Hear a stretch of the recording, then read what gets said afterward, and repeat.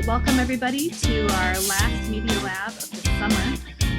Really excited to have had you all here with us this summer. I see lots of repeat people, and I'm super excited to have Tracy Piltz here to talk to us about Book Creator and WriteReader. These are both really cool tools we can use for digital publishing, and Tracy has done a lot of amazing things with these tools. So Tracy, I'll let you introduce yourself, and then I'll share, we'll get moving. Sounds good. Good morning, everyone. My name is Tracy Piltz. I see some familiar faces here, so hello to you. I am in Billings. I'm a tech integration specialist. I work mostly with our K-3 teachers and students, just helping them get started with technology. Before I got to do tech integration, I taught kindergarten for many years. WriteReader wasn't around when I taught kindergarten, at least not here in America. Book Creator was pretty brand new, and so I used Book Creator, and I know Nikki probably did too, all those years ago with my kindergartners. And then I know up to college age or adult age, people are still using Book Creator. So it's a tool that I think spans many ages. And then WriteReader is a tool I've just started using within the past few years. And it's another just really fantastic creation tool. So when Nikki and I were kind of brainstorming about these, it's like, I don't know which one to pick over the other. So we thought, well, we'll just share them both and kind of try to have some conversations about both of those and sort of give you the chance to play and explore and decide which one might be best for your kids or your situation. So super excited to be here in the grand finale of the Summer Media Lab, sharing a couple of really awesome tools with you. Yeah, thanks, Tracy. I can't wait to watch this one. I don't know a lot about WriteReader, so I'm excited to watch you go through that one. So while you're filling in and signing in and giving us your information, we always do a spotlight, PBS program spotlight every week to kind of give you a little extra piece of information. And PBS Learning Media is one of those sites that there's so much there that sometimes a lot of it goes unnoticed. And so a lot of times I'll pull out a collection and show it to teachers and realize that, oh my gosh, I didn't know that was there. And this is one of them. It's called Gross Science, and it's put out by the show Nova. If there are any Nova viewers in our audience, if you are into science, you probably watch Nova. It's usually on Wednesday nights on Montana PBS.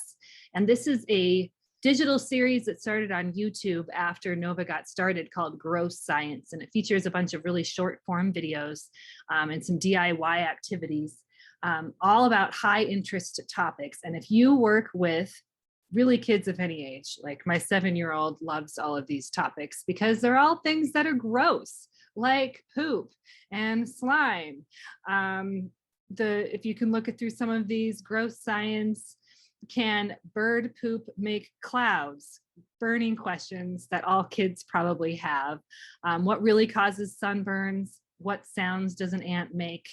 An internet made of fungus. The food poisoning lurking in your freezer, defensive vomiting. So these are all really fun, highly engaging, quick videos that are meant to get kids excited and talking. And they start with kind of a big question that's maybe going to gross people out, but they, you know how kids are, the grosser it is, the more interested they are. So they'll have the video, and then these ones all have discussion questions to go along with them. And so a science teacher friend that I have in Iowa loved these as like a bell ringer activity. So she would begin every science class with one of these videos to kind of use that shock factor or that high engagement factor to get kids interested and talking. How far do sneezes and vomit travel? I mean, who doesn't wonder that? And as you can see, these are just quick 2.5-minute videos that you can use to help kiddos just look at science in a different way and make it a little bit more fun. So that's our featured learning media collection of the week, and it's grades 6 through 12. but we've used this with elementary kids as well. And just a fun one to get kids excited and talking. And honestly, I think teachers are the creative ones. I think you hand them media like this and they can just take it and run with it. So that's our collection there. I'm going to stop sharing and hand it over to Tracy, and she'll get you going with our tools this week. Okay, got it. That's awesome. I love those ideas. I could definitely see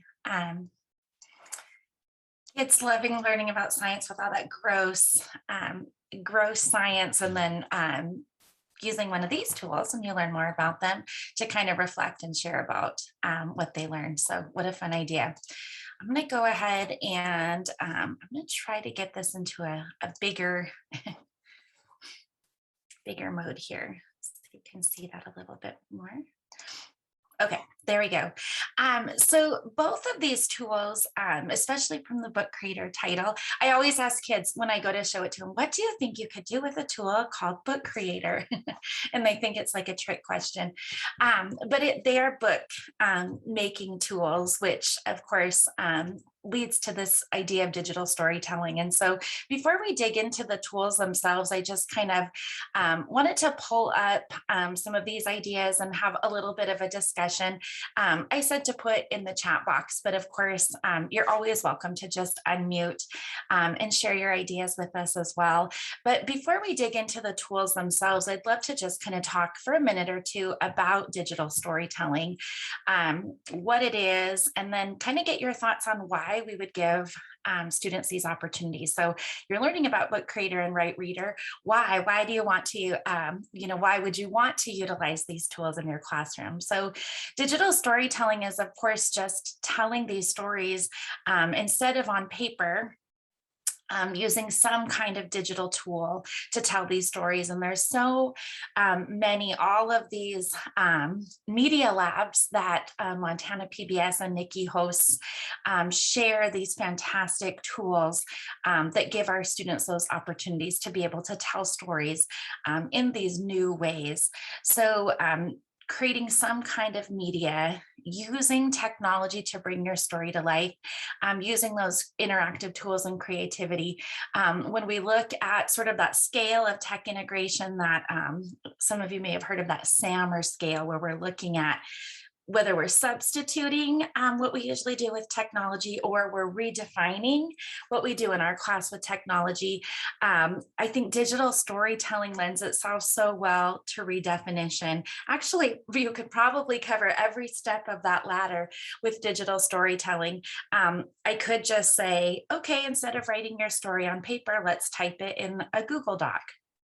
And so we've sort of just substituted and made it a little bit maybe more efficient by giving our students a tool.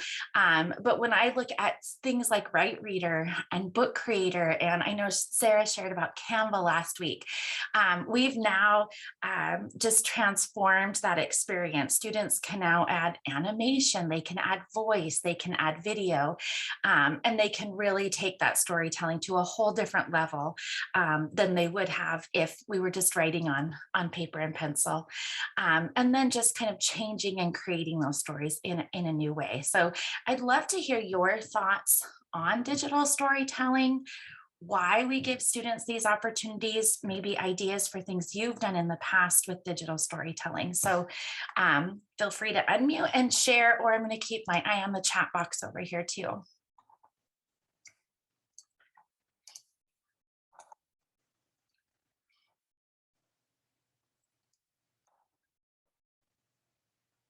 It's so quiet in my house. I actually hear a clock ticking right now. It's like a sitcom.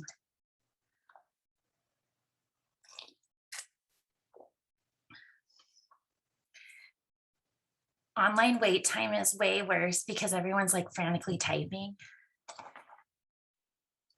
Okay. I bet you have, Lori, and you didn't even realize it.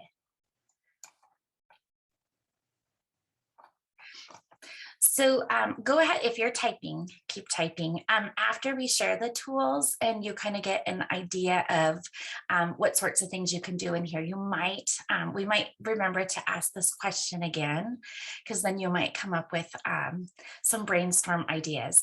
I put this in here too. I taught a digital storytelling class earlier this summer. And as I was doing a little bit of research for that class, I found some tips for digital storytelling. Really, I don't think they're specific to digital storytelling when I look at these. Really, any sort of creation that you're doing. Awesome. Thank you. I see a couple of responses coming through. Really, any creation that you're doing on a device, I think can benefit from these tips. So I just wanted to share these. Prioritize those learning outcomes over flashy technology. So you're learning the tools. I know I do this. I get so excited about learning a new tool. When I was in Tilt with Desiree Caskey, who's amazing, I would learn this new tool, and like the next day, I'd be like, well, we're using Book Creator, and so I don't care what we do, we're going to figure out how to use Book Creator. And so I wasn't really prioritizing my learning goals or objectives. I was prioritizing, really wanted to use that tool. I think in some instances it's okay to learn how to use that tool, but really you should always be thinking, what do I want my students to be able, what do I want them to demonstrate? And what is the best way for them to demonstrate that they know that? And then choose that tool that's going to give them that most successful experience. Setting clear expectations for what is required. As we look at these tools, especially, we'll have a little conversation about WriteReader and Book Creator. I'm going to say especially Book Creator. I love Book Creator, but there is a lot to Book Creator.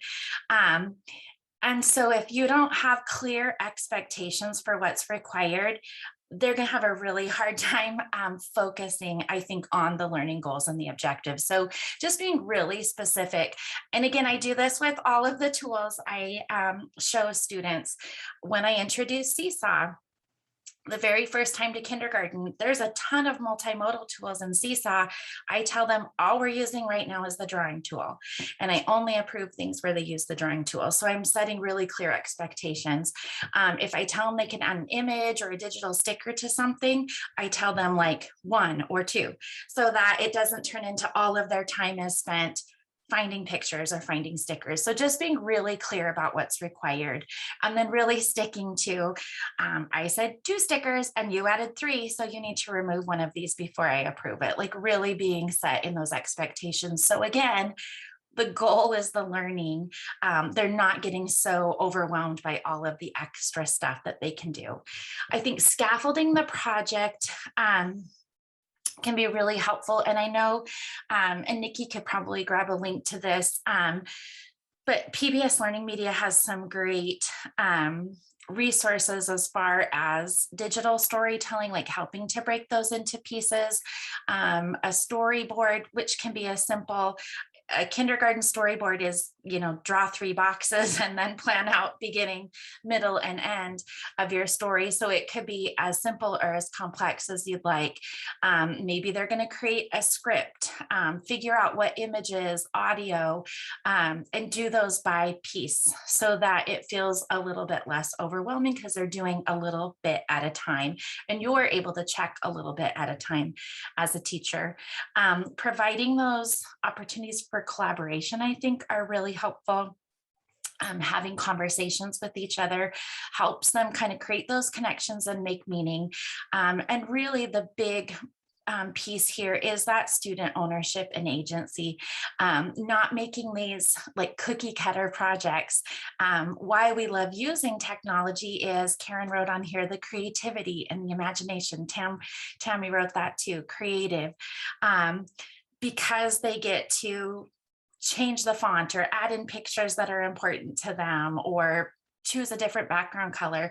Those small little things give them that ownership and that agency and makes them more excited. Like Tammy wrote, they're willing to write because it's not just, oh, the teacher wrote a prompt up there and I'm, writing in my notebook. They have a little bit more ownership over that. And so they're excited because it's personal to them. And so technology gives us the means to be able to give them that ownership and that agency and make it more exciting and more personal.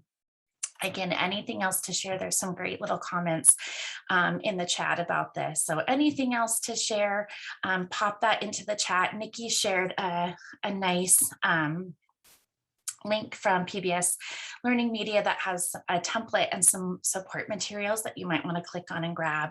And at any time while I'm talking, please feel free, if you have a thought or idea or a question, just unmute and ask, or if you put it into the chat, I know Nikki will stop me too. So my thought is here, we'll kind of dive into WriteReader first, take a peek, pause for a minute and give you some time to play just with WriteReader, and then do the same with Book Creator, because I want to be sure that you spend a little bit of time in each. So I'm going to start with WriteReader.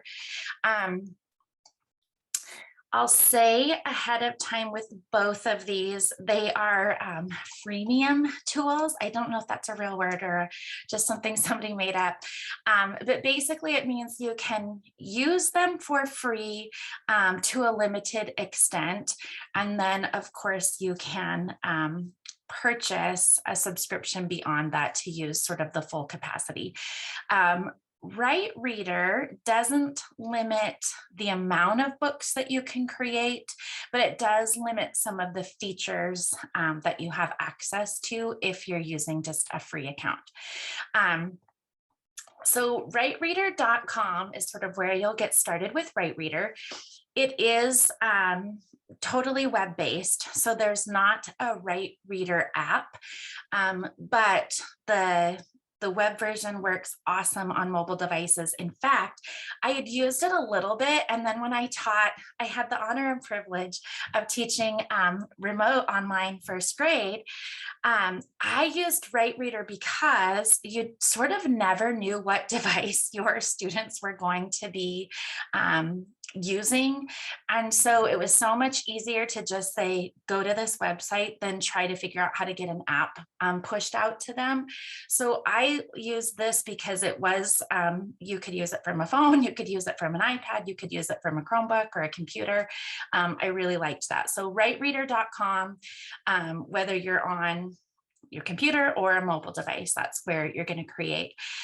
So we're talking about multimodal books, which mean you can use all of these creative tools, video, audio, images, text to create a book.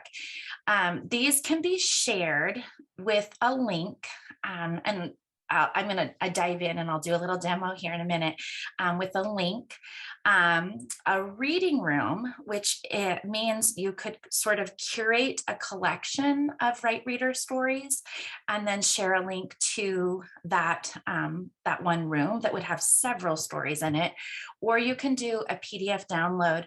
A shout out to this PDF download. I didn't grab an example of this, but I worked with two of our district literacy coaches this year, who had been doing a writing program with some first and second graders at Poly, Lori, and also at Miles. And after they wrote their stories, they published them in WriteReader, and these then printed super nicely. We worked with a local print shop here, and they actually printed the PDF versions of these books for our students, and then we were able to display them at the public library here in Billings.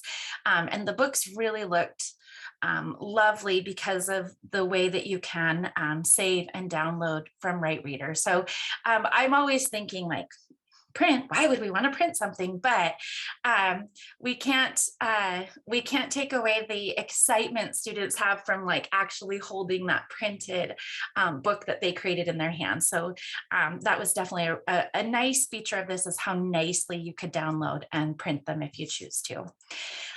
Something that's a little special about WriteReader are these embedded support tools, particularly, it's a hard word, for emergent readers and writers. So there's some great supports in there.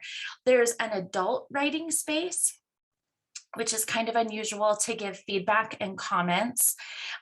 There is a template library. So there is a space where you can find things that teachers have already created, use those in your own class or remix, adapt them a little bit. And then I also already mentioned the web version and freemium. On each of these, I put some links to resources at the bottom. So if you have this open and you click on the resource link, it's going to take you, here's their website. It's just going to take you to this little resource center. And this might be a place when you have some exploration time, if you want to spend a few minutes kind of clicking around in here.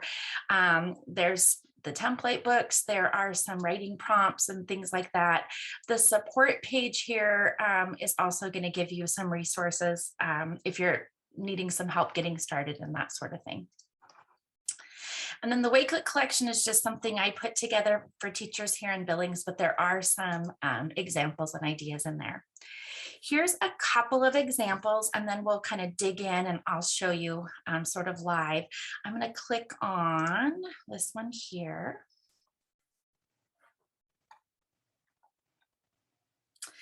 This is an All About Me book, and some of them have audio, some of them don't. This was created last fall. But you can see she was making a book about herself, and so they were taking photos. So you can take live photos with the camera and put this right in here and stop it. She's adorable. And then she also pulled in some photos from, they have an embedded image bank and an embedded image search tool. So then she can also pull in some photos from there as well. So there's an example, and then another one. This was a collaborative book. So, and I believe this is a premium feature, but if you have students create their books, you can then combine each of those books together. So they each made their own page, and then the teacher could combine all of these together. And I'm not sure. So some of them probably have audio. I'm not sure if all of them do. An octopus is this. It's happened in the ocean. So you can see, I think this one's animals, and then another student had done their story about puppies. So then they have facts and information in here about puppies. So again, they each had done some research about an animal, used that image bank to put in those images. They had their own separate books on the bookshelf, and then the teacher was able to combine those into one class book. And then this last one here is just an example of that reading room that I mentioned. This I know is a premium feature, but it's kind of a cool thing because I have my huge bookshelf full of books, and I'll tell you, once kids learn this, this becomes one of their favorite, if you've got like a free time or you've done your must-dos, now it's can-do time. Teachers find them on WriteReader a lot. So think about that for a minute. They have free time and they're like, can I write? Yes, you can write. But that bookshelf, right, has hundreds of books on it. There's a lot on there. And so I like that this reading room, again, lets me just kind of curate a specific collection. So these are actually examples from that book fair that I mentioned. So all of these are first graders had written book reviews about, so, you know, Tale of a Tale, If You Give a Mouse a Cookie, they'd written a book review. These were the books that we then printed and sent to the library. But I was able to take all of these book review books and put them into one reading room so that I could share all of their book review books at once. If I went to Mrs. Peterson's WriteReader library, there would be many more books in that library, but this let me just kind of create a selection. This is a nice way to share if you're collaborating with another class. I thought, Nikki, of you, because when Nikki and I were both still teaching kindergarten, sometimes her kids would write some things and she'd share with my kids and vice versa. And I thought, oh, this would be a perfect way to do that my kids write some books, I put them into this reading room, and then I can share that with Nikki, and all of her students get to read my students' books. If I'm a teacher and I'm using this, maybe I'm going to make some text here. I'm going to use this to create some teacher texts. We're learning about, rabbits, and I don't have any books in my library that are maybe at certain reading levels. I could create a book about rabbits that I know my students could read, and I could create like a little bookshelf of texts or readers or whatever that I want my kids to access, and then just share this reading room link with them. So I think there's a lot that you could do just with that reading room itself.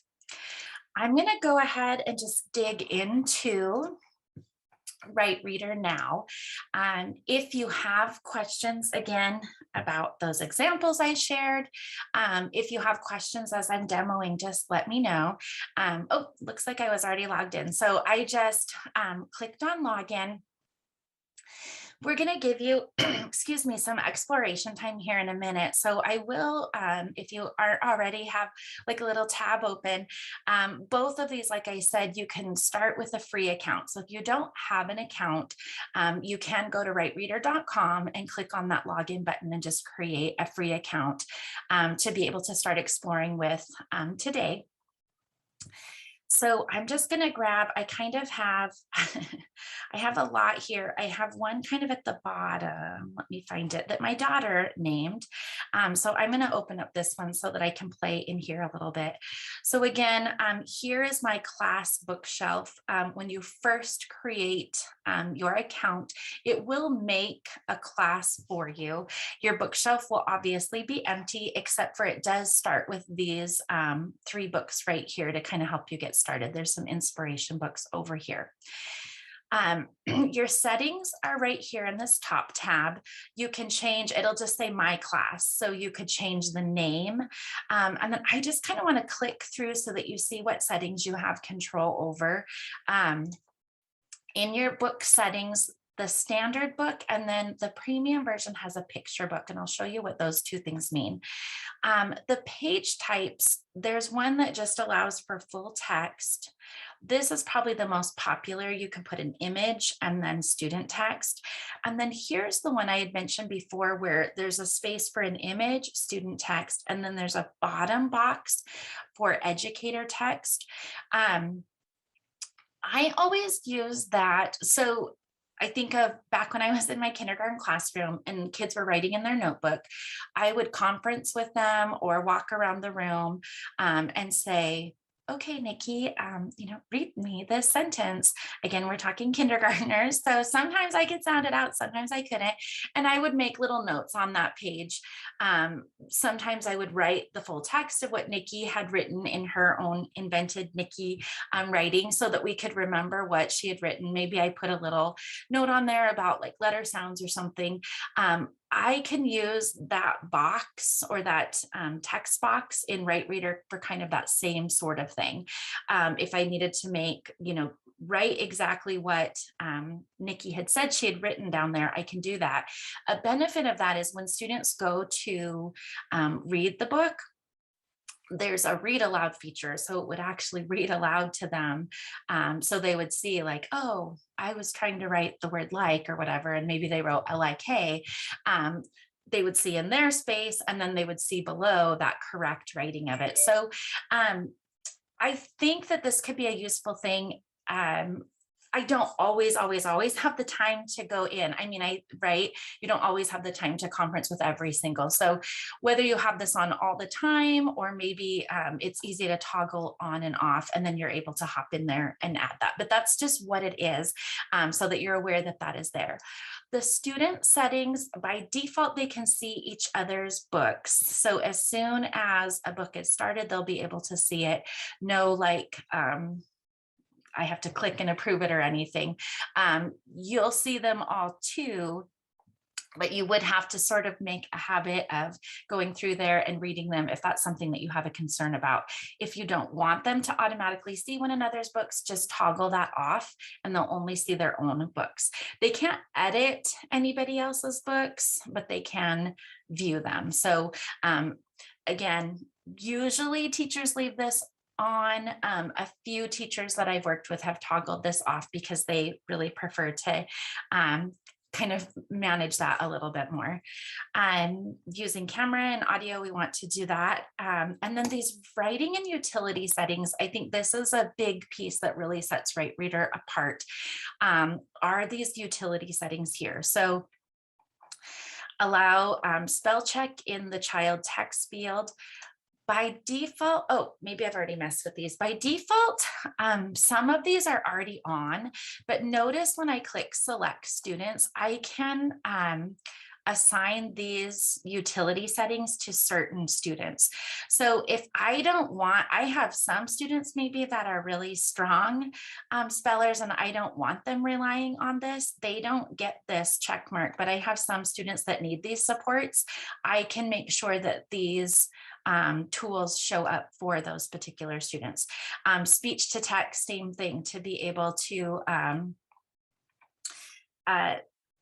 reuse the microphone to dictate what they want. I maybe don't want all of my students to be able to do that, but there's a few students that they're never going to write a word unless I give them some support tools to do that. Read aloud in child text fields and the call outs. Again, that's where they'll get that little speaking button and it'll read to them all of the text. These key sounds, as they, if this is turned on by the student, as they type, it will start sounding out letter sounds and names so that as they're typing, dog, it'll go d, og, and they'll hear all of those sounds. So they have those supports as they're kind of they've got that teacher saying, stretch it out and writing. So those, again, you can assign to which students you want to have access to that. And then the speech synthesis, I believe, okay, so now I'm not sure what this one is, child read aloud in child text field, because speech synthesis also will read it aloud to them. So I'll have to look at exactly what the difference between those are. But again, so in your settings, a lot of times I show teachers this and they get started and just don't even click into here and realize all of this great stuff that's sitting in here. So I just wanted to be sure to take the time to show you that piece. Adding students is over here in the student section. You can add a co-teacher. So if you do have somebody you want to share that with, there's a space here. And then I'm going to add students to the class here. If I'm adding more than one student, I can click on insert multiple students.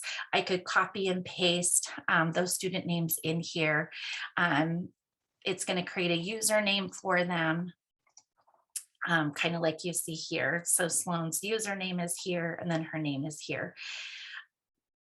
Because here's something I love about, like, this is a smaller company. I said, hey, this is kind of tricky for our young kids to log into. It would be really cool if they had QR codes. And it took a while, but guess what we have now? QR codes.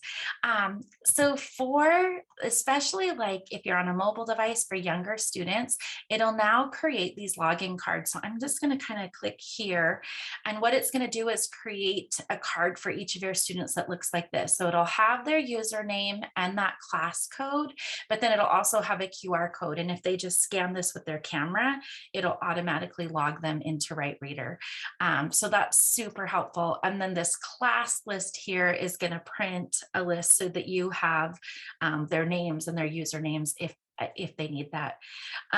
One thing I'll pause and mention, I didn't before because it kind of automatically logged me in.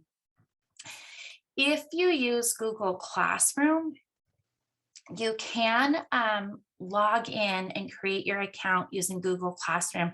I don't understand the difference here, but there's a Google login and a Google Classroom login, and those are two different things. And I have two, I can log in with Google or specifically with Google Classroom. What the Google Classroom login does is if you already have your classes created, it will then automatically roster those your WriteReader classes using Google Classroom. They don't have the ability of allowing you to select. So like I tried this just to see how it works. And I have a lot of Google Classroom classes. it made a WriteReader class for all of those Google Classroom classes. So be aware, if you choose the Google Classroom option, it'll make the classes for you and roster them for you, and then your kids can sign in with their Google login, but you will have classes for every Google Classroom class that you have, if that makes sense. Any questions so far? I'm going to show you kind of the actual bookmaking now, I promise. Okay. Plus sign is down here. So to get started, I'm going to click on the plus sign. Here are those two book types I mentioned. I'm going to click, actually, I might just click on one of these for an example. See, the problem is I don't have any like actual kid examples. This is the one I always just kind of play around in. But here's sort of the layout, I guess, of that picture book style. So you'll notice that it's just going to be a large picture, and then you can add some text here, either with a call out like this or a label. So the picture book style is great big picture, little bit of text.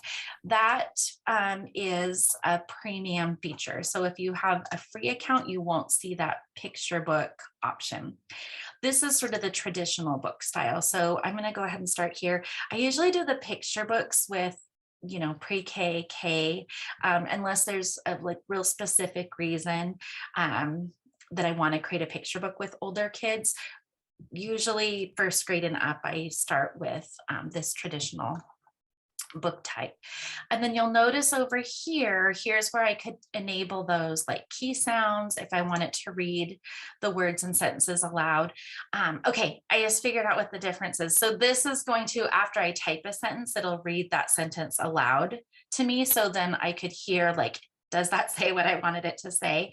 The speech synthesis will give you that little speaking, and then you could click and listen to any of the text. So that's what those are. So something that I like about WriteReader is I can customize it, but there's not like a ton here. It's pretty simple. I can't change font or anything. So I'm going to call this, you're gonna love this, I'm going to call it Back to School by Tracy. I can click on this paint can, I could change that, and that's pretty much it as far as format. I can't change the font. I can put a color on there.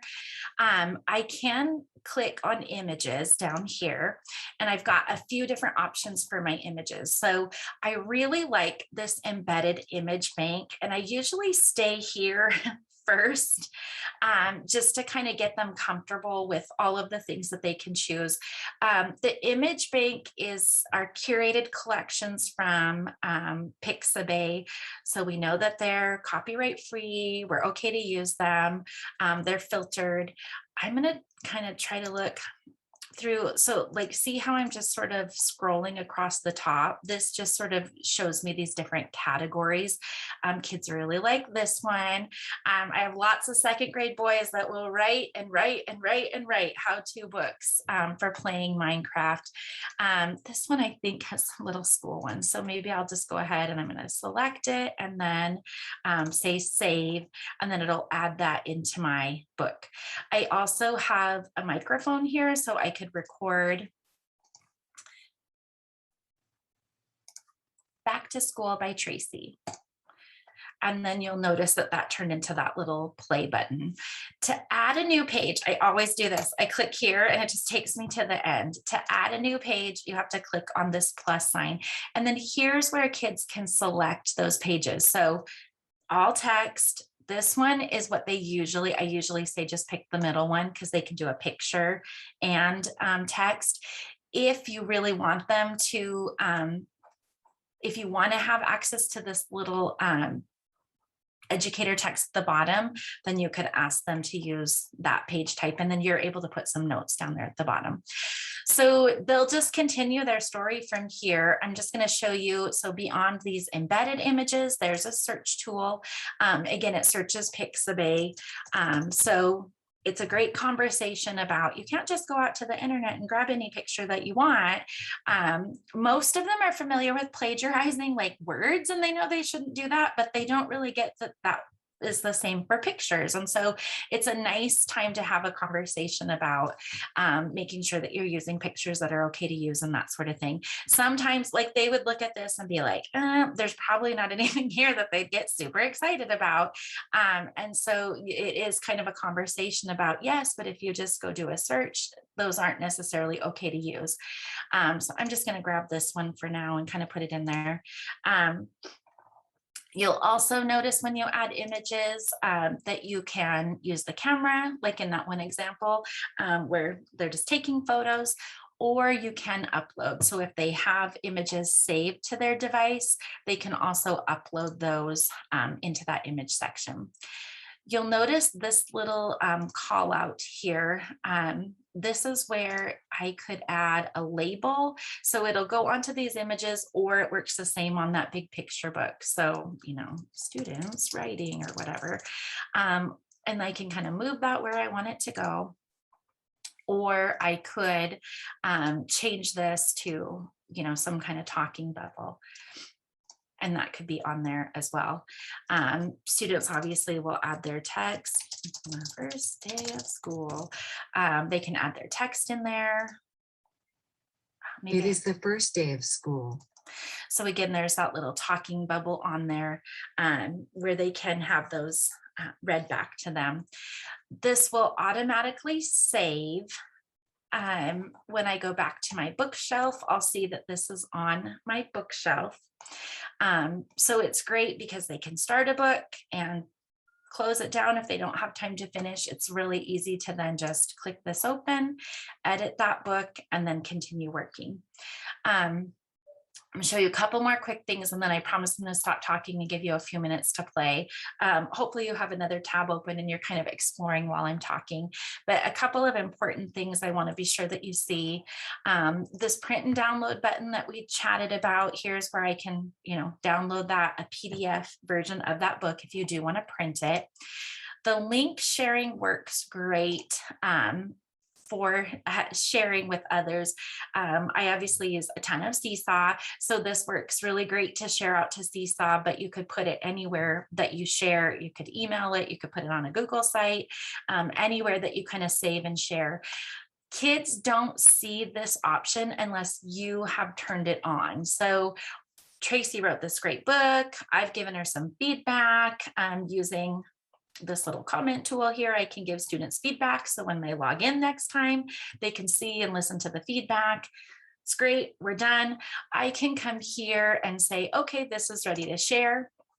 I turn on link sharing.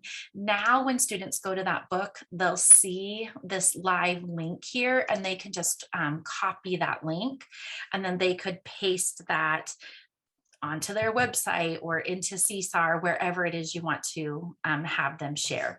When you click on link sharing, there's a few other settings here, and I think these are new and I think they're premium, but you can now share this link with others. So like if I made this great book, maybe a template for back to school, and I want to share this with all of my teaching partners, I could click on this add to bookshelf. So now if I shared this link with Nikki, she could add this to her own bookshelf, and then she could adapt it and change it and use it with her own students. So that's kind of a new feature where you could share that, and then somebody could use that same book that you created. The other thing that I'll show really quickly are these templates. Notice this button here. You can make your own template book. So I think I have an example in here. This School Year Memories is an example. This is a book I made for an end of the year sort of thing where it's pretty empty. Like I just sort of want to give my students those ideas or prompts to start with. I've done this with animal books, you know, where I want them to say the name of your animal. On the next page, tell the habitat, tell what they eat, right? Just to kind of guide their writing. So I could create a template similar to this. Notice this is now toggled on. The template is toggled on. So when students click on the plus sign, they see right here this template available to them. So instead of starting a new book, if they click here, it's going to make them their own copy of this book, and then they can add to here. So templates are kind of a quick and easy way you as a teacher can make them. And then there's also this template library up here that has some templates that are already created that you can use. So let's say I want to use this All About Me one, might be a nice one for the beginning of the year. I could click on use. Okay. And then it's going to open it for me. I could use it if I want to just use it as is. I could say, cool, it's ready to go. Or you'll notice it's fully editable right now. So I could also make any changes. I could add pages. And then again, when my students go to log in or go to create a book, they'll see that template available to them. And so they'll be able to begin writing from there. Just checking. Okay. All right, so I'm going to stop talking for a minute or two and just kind of allow you some time to kind of click around and play around and ask questions. I did make a little Padlet. So if you create, and again, it could be a cover and a page, like we're not expecting you to create a novel right now, but it would be great to see some of the things that you're making. So there is a Padlet here, and we can drop this link into the chat box. But after you've made something, maybe you've made a page or two, here's my amazing back to school book. I'm going to click on link sharing and copy that link. And then in WriteReader examples on this Padlet, where this link is, you could just paste that link. It's getting there. Tracy's book. And then publish, and then we can just kind of see one another. So again, you saw mine, it's not great. The pressure is not on to make anything great, but just to spend some time creating and playing, and then sharing out real quickly. So, and as you're kind of still working, I just wanted to show this real quickly. So once you're logged in, mine is a premium account. So I was just trying to play with the best way to show this, but once you're logged into a free account, I think there's a little button that says upgrade now, maybe up in the top left, like where mine has a star. I know that they're going to be increasing this price fairly soon, by a bit, like double-ish. So you'll see right now it's very reasonable for a classroom tool for a year. So I guess if after you play a little bit, I don't know when that price increase is happening, but I did just think I would mention quickly that I do know there's going to be an increase. So if it's something that you think you might utilize, you might consider upgrading fairly soon and taking advantage of this great price before it is increased. Not selling or anything, just trying to let you know that now it is incredibly reasonable. Honestly, even if they doubled it, it's still one of the most reasonably priced tools that I've seen. Lori sent a question, so I'm going to try to work through. She edited, so you grabbed a template book, like in the template library, right? And so let's say I'm going to grab, I'll just grab this one, use. And then you added a page.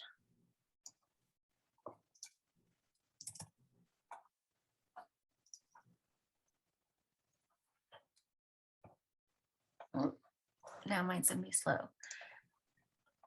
So then that page should be saved, and then just be sure to put the template button on, toggle that on, and then we should see it here. Is that what you were doing? I think it's a premium. When I go to add the page to template, and okay. oh, I can click on one of them though. One of the but the other two are grayed out. So when I clicked on it, it said premium. So I see. Okay. One thing that I haven't seen is a great like checklist, I guess, of premium versus, because they keep adding, like since I've started using it, they've added a lot of tools here. And so I haven't found a nice like comparison of free versus premium. Like I think a lot of these across the top are premium, the reading rooms. I believe this merge books feature is premium. Like some of the newer things they've added, I believe are premium. So they don't limit the number of books, but they do limit some of the tools and features that you have access with. Same as WriteReader, it's freemium. So you can sign up to get started today and play. You can sign up on the web version, bookcreator.com, for a free account. This one, the free version, is a little different. You can use all of the tools. Most of the tools, let's see, there's maybe one thing that I'm thinking of you can't use, but you can use all the tools, but you only get 40 books. So they do limit the number of books that you have access to. Same as WriteReader, you can create multimodal books. These books can be shared out. There is a link. You can also share these out as videos from the app, or EPUBs, which can be opened, like say in iBooks and read in iBooks. They do have a mobile app, which is what I used, and I think Nikki probably used when we first started using it. It was just a mobile app. And now there is a web version. They don't connect or talk. I don't know how to say that, but like if I have the app on my iPads and then open up the web version and log in, I'm not going to see the same things in both places. The app is sort of a standalone thing. It doesn't connect with the web version.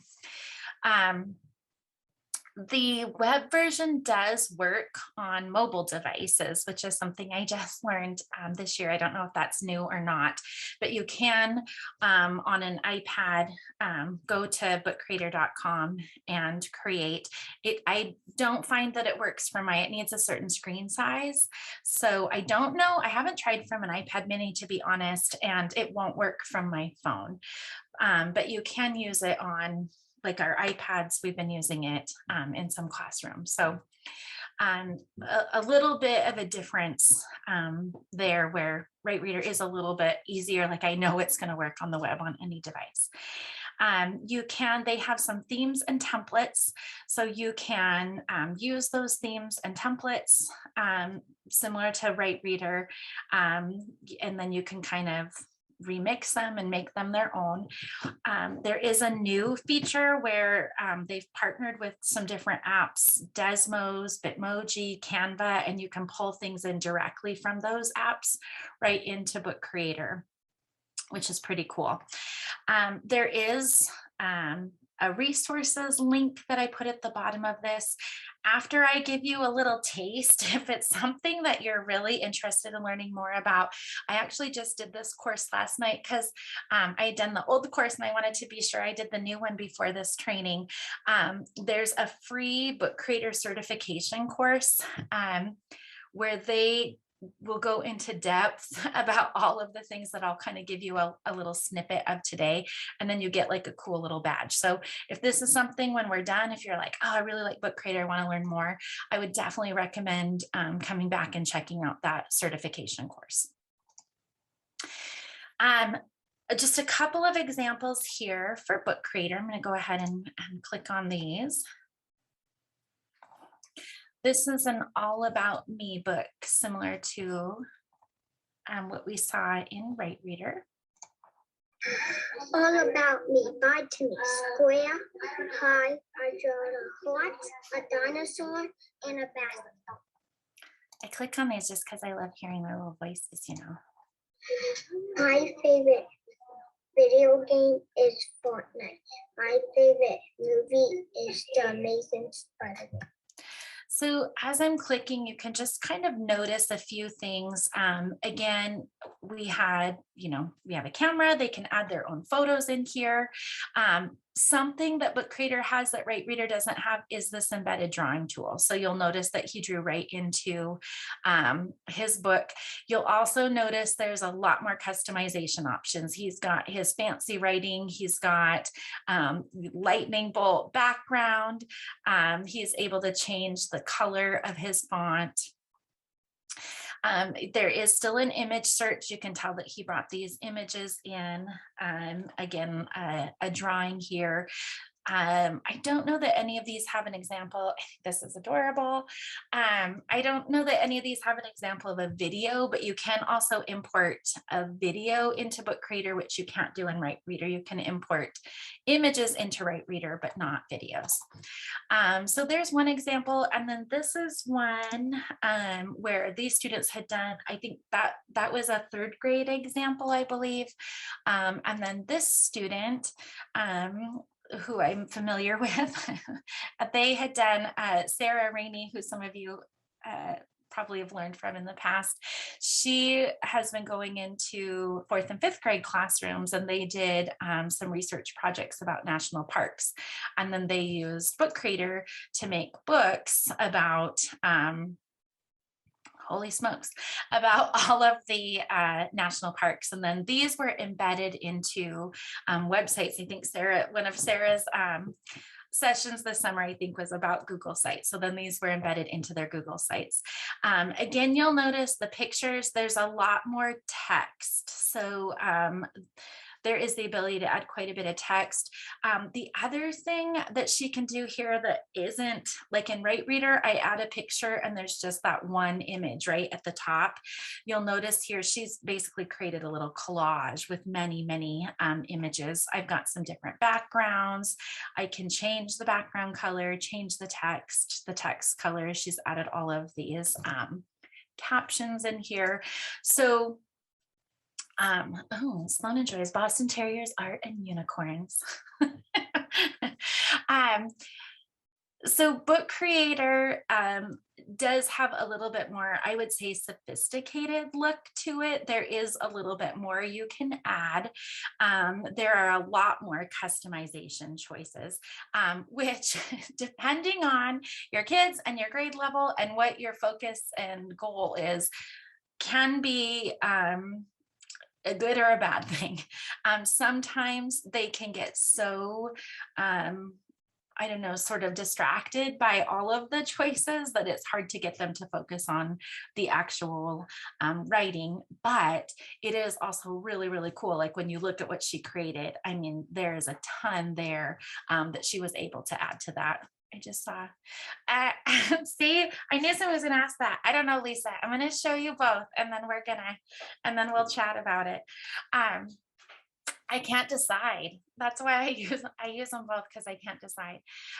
When we go to Book Creator, and again, this is the web version, you can buy the app. I don't know what the app cost is right now. Nikki, you could maybe do a quick Google search. I'm certain it's more than when we got it. The difference with the app, right, is if you buy it once, you have those licenses forever and ever. The web version, it's a yearly subscription, so you would purchase it every year. It is a bit more. I was just going to click here really fast. So looks like the app is $2.99. Oh, really? That's a lot less than But I don't know if there's probably upgrade in there. Yeah, I don't know. Let's see. And again, they're two totally separate things. So if you do have mobile devices, and the app is $2.99, that's actually a pretty good price. Just I'm not showing the app, I'm showing the web version, and some things are a little bit different, just so that you're aware. Like you don't have a bookshelf in the app and things like that. So the pricing, so it's 120. I like how they do this. Very clever, per month.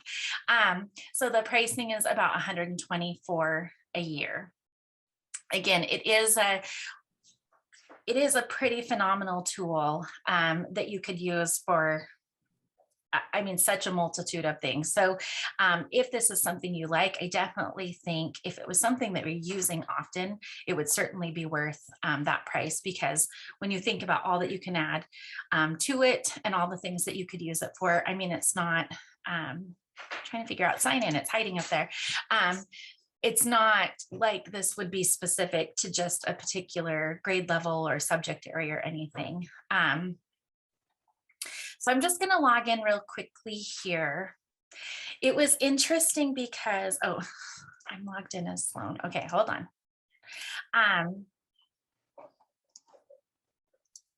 Here we go. Okay. So I'm in the student, I guess we could click around here for a minute. I'm logged in as my daughter right now. So this is sort of just what the student version looks like. I guess that's kind of interesting to know. So she's just in, it looks like she's just associated with one class. So she's in Mrs. Redburn's class. Here's where, so let's say, you know, I'm her 4th grade teacher and I have a library, and then, you know, Mrs. Taylor is her librarian and she also wants her to join. Here's where they could click join a library, and there would be a join code, and she would just put in that join code, and you could be in multiple libraries at once for different teachers. I see mine in the teacher's books. So the only books that she can see here are her own, and that's a teacher setting. I can create my new book here. Notice when I clicked on settings, it's basically just saying it's not like she has any control over it. It's saying you could leave this library if you want. And then here's her. I'm going to go ahead and sign out of this student account. And by default, it's saying student sign in. I want to say switch to teacher. And then I'm going to sign in with Google. We use Clever in Billings, and I noticed you can sign in with Clever. And I did that in several classes this year. It rostered them for me and signed them in really, really nicely. It was slick. And that would work even if you have the free version. You could set it up in Clever and roster it in Clever.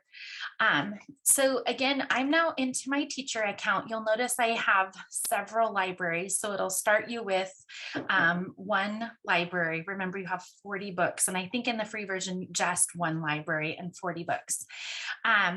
You'll notice these are my books and it's private. And then these ones don't have that lock on it. So these I would be able to invite others to join. I'm just going to grab, I don't know, I'll grab this one. This is going to be, there's a lot in here. So this is going to be a real quick, because I'm watching the time and I want to give you some time. This is going to be real quick. And again, if you want to dive further into this, I would recommend that course. I'm going to say new book. You'll notice I have a lot of options here for the shape and the size of my book. They also have these comic, I don't know if template's the right, but it lends itself well to then students being able to create comics. When I click on templates, I also have a ton of templates and then themes available that will give me a place to start from. I'm just going to go and do blank book because this is where I usually start with kids.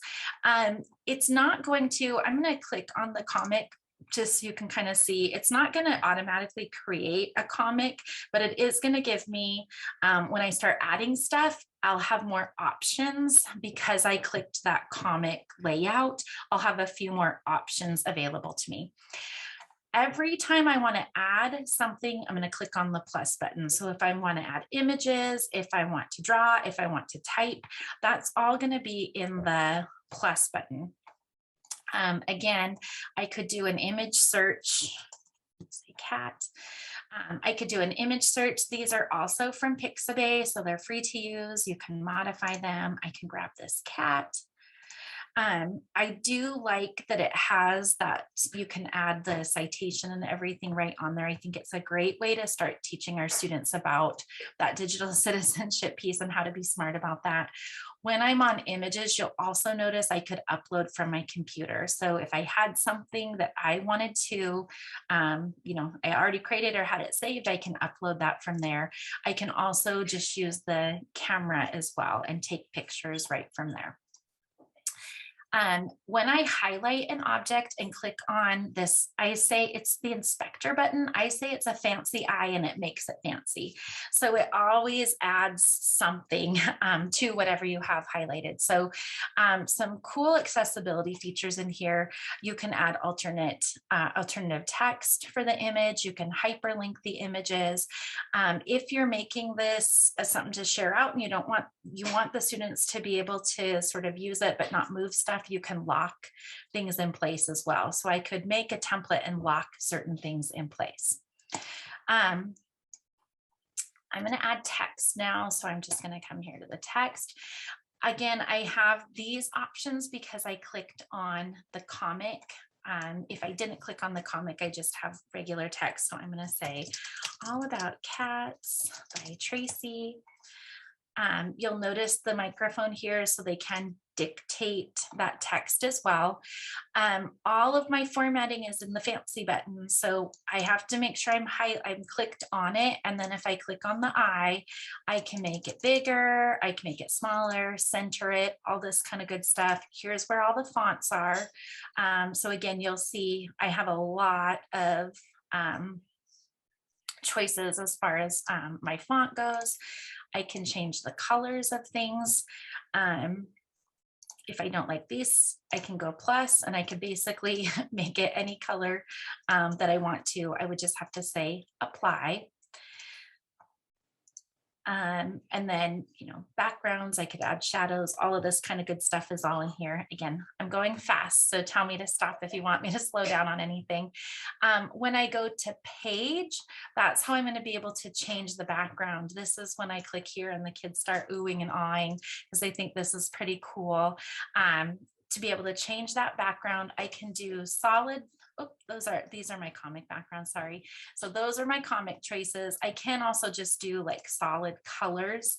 Down at the very bottom, they have some cool things that students like. There's like graph paper in there. There's some fun little borders and things in there. So there's, again, quite a bit of formatting options to choose from, which is very, very cool. But part of why that sort of like tips page, these expectations, or like breaking this down into steps, I think would be really important, especially when they're first learning this tool. Once they get used to it, it'll be like old hat, right? Oh yeah, Book Creator, I can do this, do that, whatever. But when they first start using it, it's going to be exciting, and they're going to want to change the font 900 times or change the color 900 times. And so just really setting those expectations, I think, is important. I'm going to show you the drawing tool because the drawing tool is awesome. So if I go plus and click on the pen, I have all of these tools in here: marker, paintbrush, this little sparkly crayon, a highlighter. If I click on the color up at the top, I can change the color. I even have like all these little, like rainbowy, glittery colors, and things like that.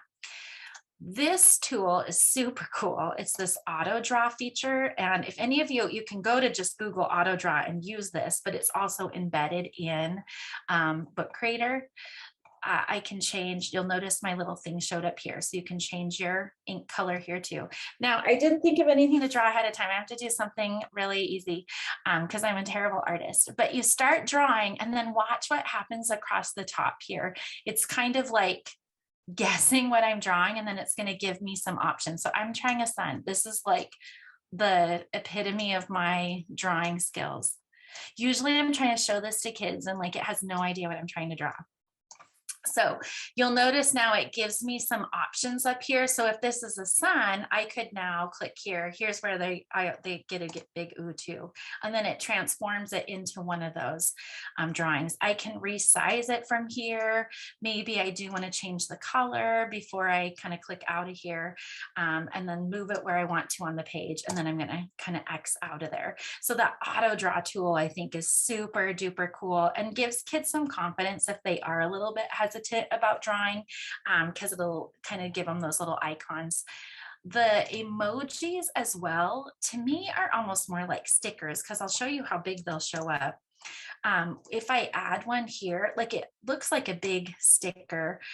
So they can embed those emojis right in there. This is usually a conversation about, you can use it if it makes sense with your story and if it's school appropriate. If your story is about cats and you put a cat in there, great. If your story is about cats and you put, you know, a race car or a poop emoji or whatever, not great. And so again, it's just those conversations about what's okay and what's not, holding them to those expectations. This is where I'm like, you can add 2 emojis or whatever, right? Like being really specific. So anyway, you can add sort of all of that drawing and things like that in there. Another thing in the plus sign are these shapes. So a couple of things here, you can obviously, you know, add a shape. These top ones here kind of function like a text box. So once I add it in here, if I just double click, I could say, this cat is happy. And so I didn't have to add a text button or anything. I could just add it right in there. On my inspector, I can go to my text settings. I could change that if I want, make it bigger if I want.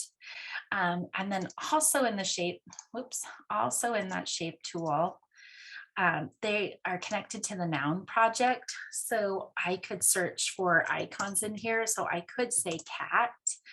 And then it'll also show me all of these noun project icons as well that can be added. So there's a lot of choice and options for how they're getting graphics into their stories. This you can record, add your voice like we saw. Again, I have some comic options down here because I chose that. Those don't show up unless you choose that. The more button, I'm just going to show real quickly. I have this attached to my teacher account. And so if I've made it, I don't want to log in right now. I could log into my Bitmoji and then I could pull my Bitmoji right in here. It could connect to Canva. So if I've made some cool graphics in Canva that I want to pull right into here, it'll pull it directly into here. When I say connect more apps, you can see what other apps are available. And when you connect them, you'll notice here it says you keep control. So like I added Canva because I want to use it as a teacher, but I have it set so students wouldn't be able to access Canva or Bitmoji, but I can as a teacher to create my books.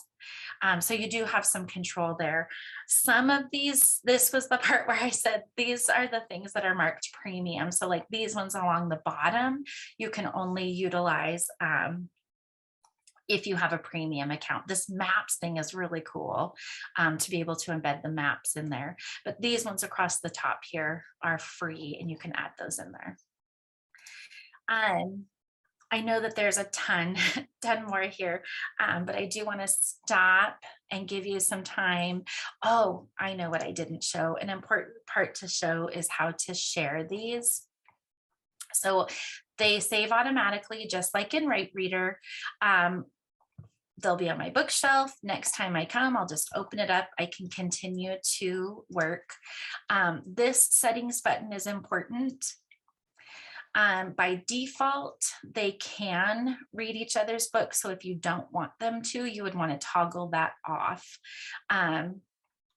You can also collaborate on books where 2 students could be working on the same book. You again have control over these types of things. So you might want to just click on that settings and see if you want them to be able to publish online or if you want to control that. All of that is here.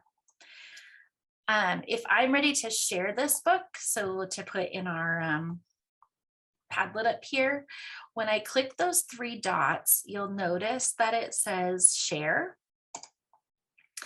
What I want to do, I can print these. I will say they don't print quite as nicely or look, it's just a PDF. It doesn't look quite as finished as a WriteReader printed book. Here's where I could also download as an ebook if I'm wanting to read it like in iBooks or something like that. The most popular thing to do here is publish this online. So I'm going to call it Cats by Traci Piltz. I typically leave them private, which means the only people who will be able to access it are people that I share the link with. Like you couldn't do a Google search and be like, I hear Traci Piltz wrote this great book on cats, I want to find it. You'll only be able to see it if I give you the link. So I'm going to say publish online. And then what I would do is copy this link. And now I'm going to go up to our Padlet. And again, you can share yours here. You saw how amazing mine is, so no pressure to make anything amazing. Again, we just kind of want you to spend a little time playing. So once I paste that in there, I'll say Tracy's book again and publish. And now there's that public link. So when we look at that, it's just going to open up just that book for people to read. And that could be again, you could use a Padlet for your class and share them there. You could put them on Seesaw, like Sarah did. You could put these onto a Google site or however you want to share. But I do always think sharing at the end is a very important part of this process. If we have students take the time to create and make this and publish, sharing that with an authentic audience is a huge part of that engagement and motivation. So having some kind of space where you're planning to share these out at the end, I think is really important. Again, for the web version of Book Creator, if you click on those three dots, share, publish online, it will make you give it a title. And then when you hit publish online, it'll give you a link that you can share wherever you'd like to share that.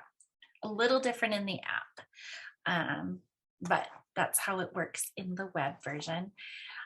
Just a quick look here at kind of Book Creator versus WriteReader. I was trying to do like a side-by-side comparison and it was almost impossible. It was just a little tricky to be able to do that. So what I tried to do is just kind of highlight, I think, the things that make each sort of unique.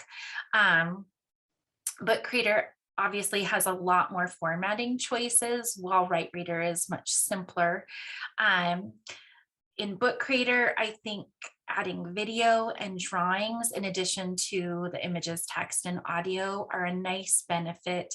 I do really like that that drawing tool right in there. I've worked around it in WriteReader by having them use a different draw in pick collage and then save it to your device, and then you can upload that into WriteReader. But I do like that embedded drawing tool. They both have templates available. Book Creator also has some themes. I do like the ease of creating that kind of curated reading room in WriteReader and being able to share out a selection of books, being able to add media directly from like Canva and Bitmoji and Google Maps and stuff obviously is super cool.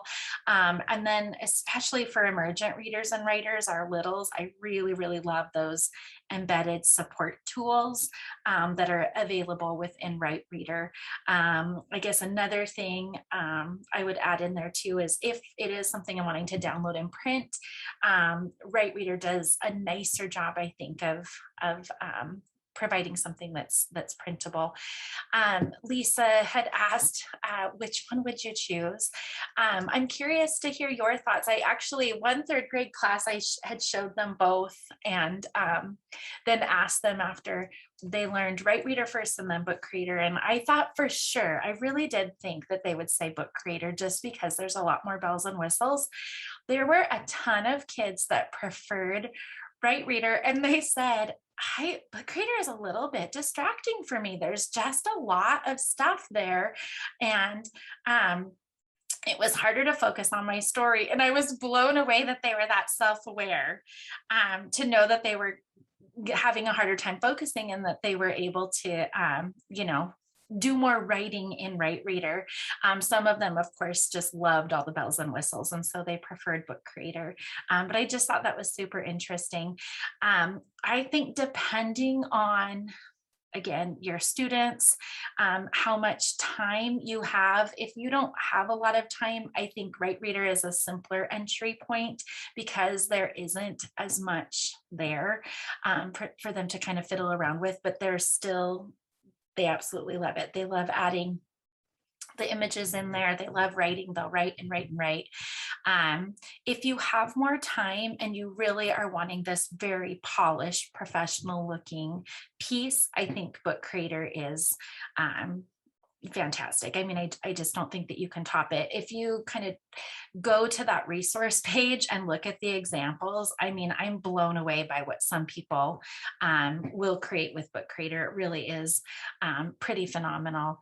But I do think you have to have a little bit more time to invest, knowing that they are going to need a lot more time to play and explore and get comfortable with it before, they can kind of fully utilize Book Creator.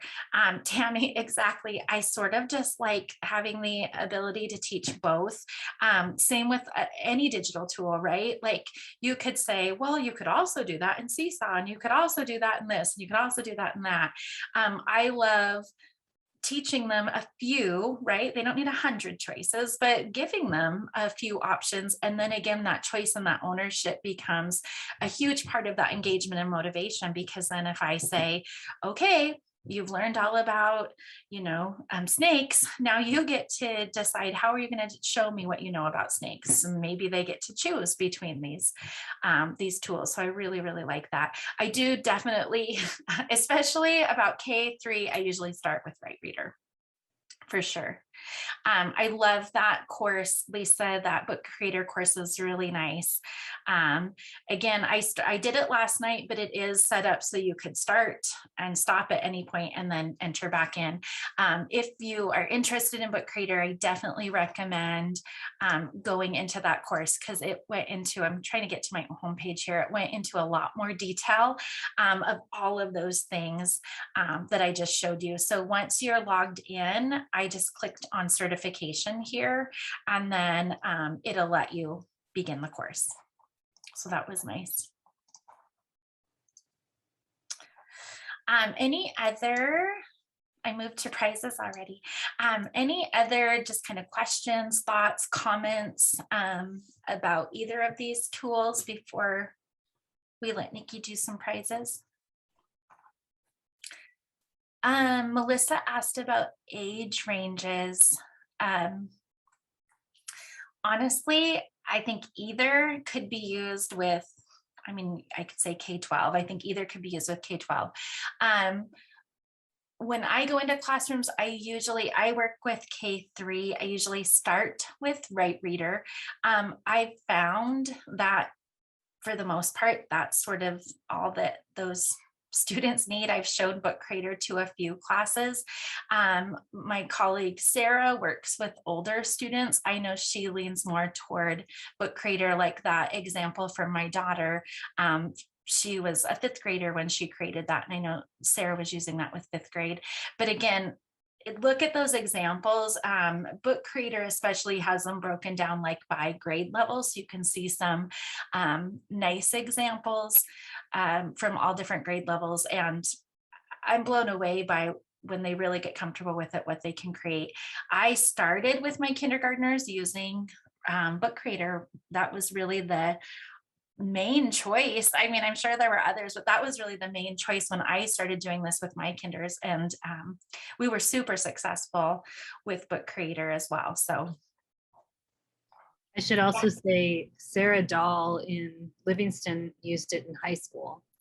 She used Book Creator in high school, and she did it as a companion activity. Her English class read Jurassic Park, and then the kids made nonfiction books about dinosaurs.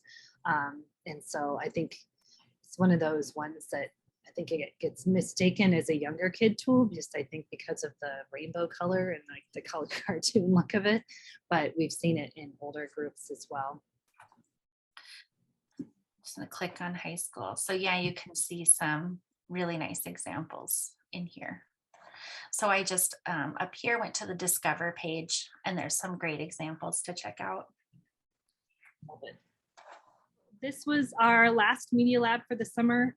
A lot of you came to almost all of them, and for that, I'm so grateful. And I hope you enjoyed some of them. And I can't wait to see these tools used in your classrooms. And so as you get started with your school year and you start using Book Creator or WriteReader, or Canva or Google Slides or Sites or PBS Kids Scratch, send us an email and show us pictures and let us know how it went, because that tells us that what we do here actually gets used in classrooms, and that's the goal.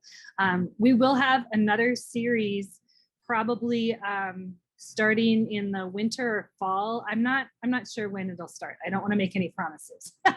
It's all about when I get things organized. But this is definitely something we'll be doing for the foreseeable future because it's been so well received.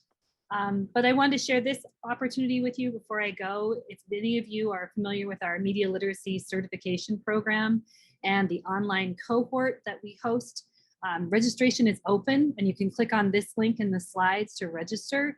This is a self-paced program, but we provide support for you to do it over the course of the school year. You earn 8 micro-credentials and become PBS Media Literacy Certified. You can use some of the things you've learned in Media Lab to help you implement media projects in your classroom. And we give you OPI credit for working with us on the process. And then when you finish, we have some fun things to send you when you're done. We have 13 media literacy certified teachers in Montana. Tracy is one of them. She was in one of our first online cohorts. She's in Billings there, so she would be a great support for those of you who decide to do it if you're in Billings. We've already got a few people registered, and we'd love to have you join us. If you need more information, feel free to message me, and I can give you a few more things about that program. So thank you, Tracy, for sharing your expertise. Everyone else, look for OPI credits in your email later this week, and I'll get the recording edited and up on the website for you to look at later. So enjoy the rest of your summer, and good luck with the new school year.